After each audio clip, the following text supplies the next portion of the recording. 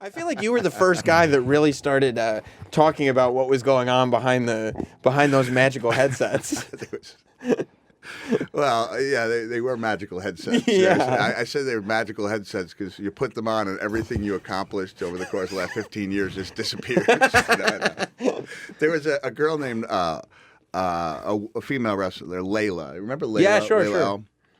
And when I returned to WWE after some time off, she was like cowering, backing away.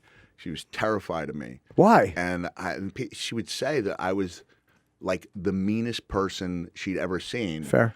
Based on one interaction she observed with me and Mr. McMahon, where I did not take well to being cursed at on the headset, Oh. And she just happened to be there where I just snapped, I snapped and I said, I don't care who you are, how much you're worth, you're not going to talk to me that way ever again. You snapped at him? Snapped at Mr. McMahon. Wow. And so then it was like, 3 years later, where the same finger that was like wagging in his face was dialing the phone and going, hey, can I come home? Can I come back? Oh, wait, that ended your relationship?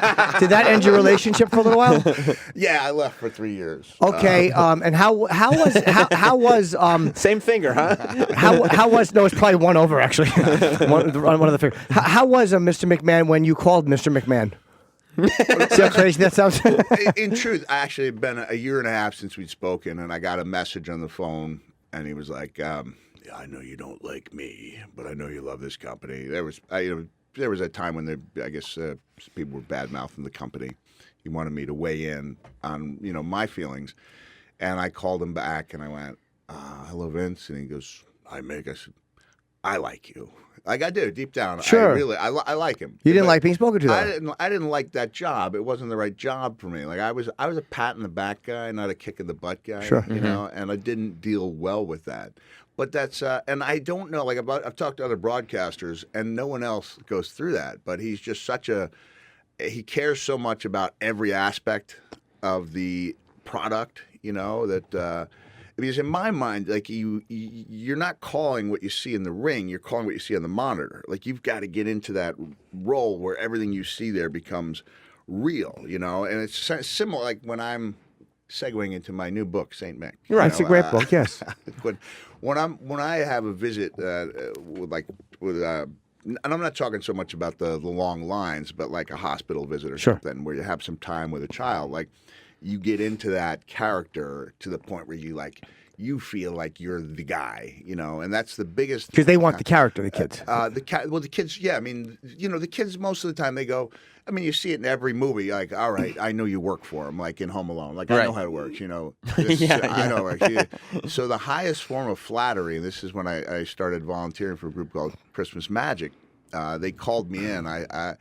To do their the guy who'd founded this charity after 30 years, he had rotator cuff surgery, couldn't do any lifting, so he asked me if I would take over his role, and I felt like I was being called in from the bullpen, for the 7th game of the World Series, and so I went there, and these are kids in homeless shelters and foster homes, and so I went there, and I go all out, with the beard and whatever mannerisms. You like Christmas? I love it, man. All right, cool. I love it. And, You didn't know? No.